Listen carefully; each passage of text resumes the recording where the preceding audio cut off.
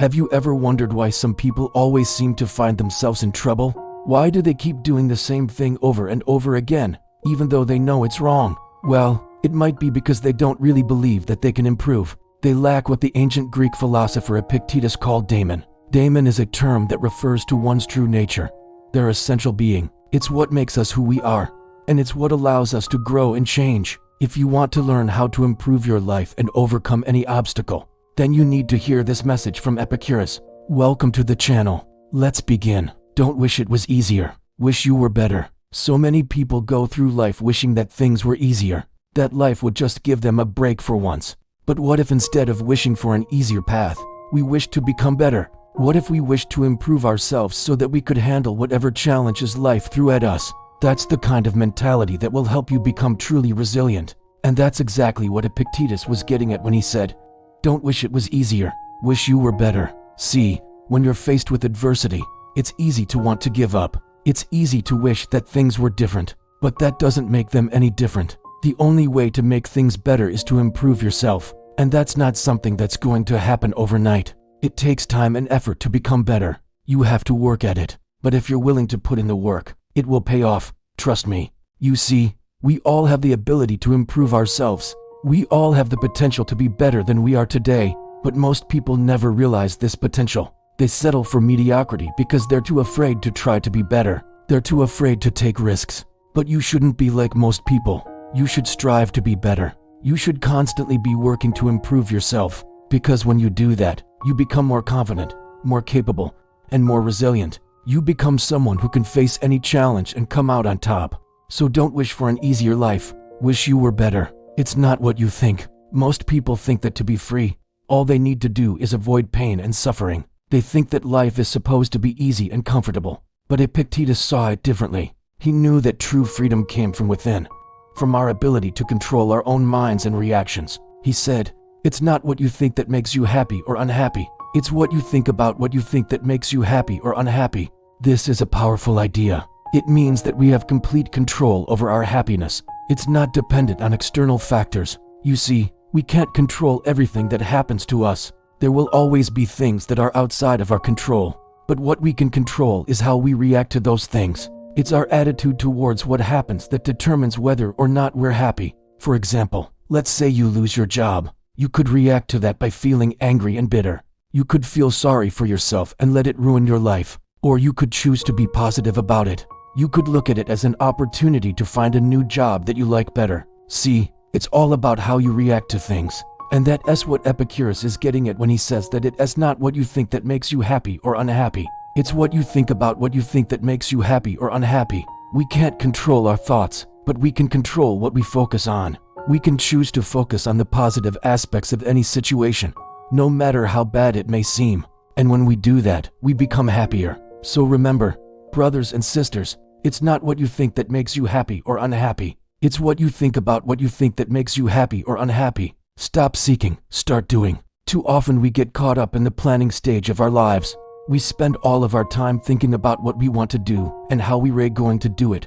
But we never actually do it. We just keep planning and dreaming. But that won't get us anywhere. In fact, there's a quote that I love that goes, "If you want something you've never had before, you must do something you've never done before." If we want to achieve our goals, if we want to live the life of our dreams, we have to stop planning and start doing. It's easy to get lost in the planning stage, to think that if we just had the perfect plan, then everything would be fine. But that's not the case. We have to take action. We have to do the work. That's what Epictetus is talking about when he says, stop seeking and start doing. Don't just sit around and wish for things to happen. Make things happen. Take action. Do the work. That's how you achieve your goals. That's how you live the life you want. Remember, brothers and sisters, if you want something you've never had before, you must do something you've never done before. Stop seeking and start doing. What you resist persists. Have you ever tried to push something away only to find that it comes back to haunt you?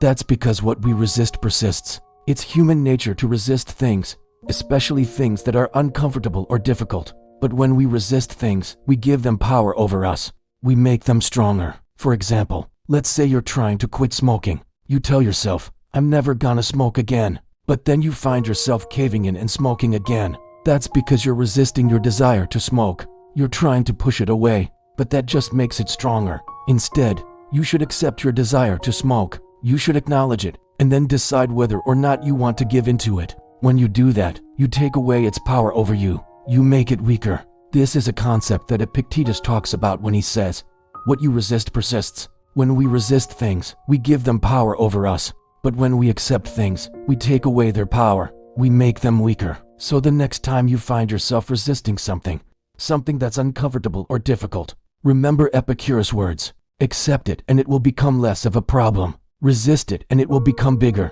Nothing changes, and yet everything changes. In the grand scheme of things, nothing really changes. The problems we face today are the same problems that have been faced by people throughout history. People have always faced pain, suffering, and death, but at the same time, everything is always changing. Every moment is unique and can never be repeated. The people around us are constantly changing, and so are we. We're all in a constant state of flux.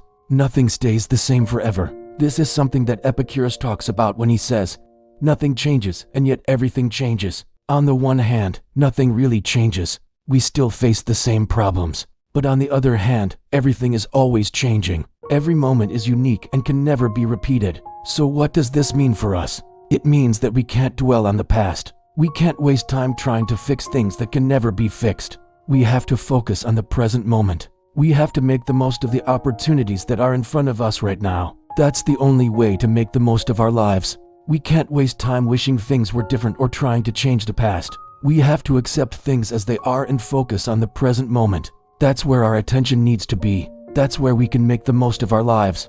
We can apply these lessons to every aspect of our lives. Whether it's our relationships, our careers, or our personal growth, we have to be willing to change and evolve. We have to be willing to learn from our mistakes and move forward.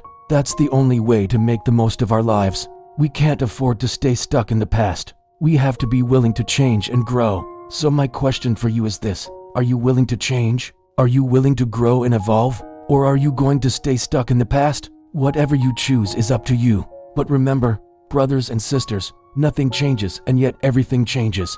Thank you for watching. Thank you for watching. Epictetus, the great Stoic teacher, understood this deeply.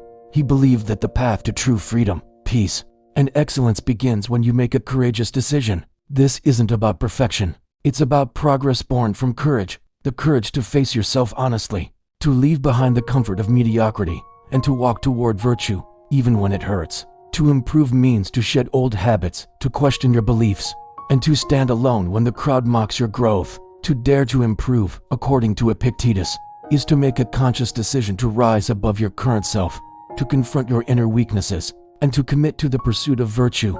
No matter how uncomfortable or difficult the path may be, improvement, in the Stoic view, is not about achieving perfection or outperforming others. It is about transforming your inner life so that you live in alignment with reason, discipline, and moral clarity.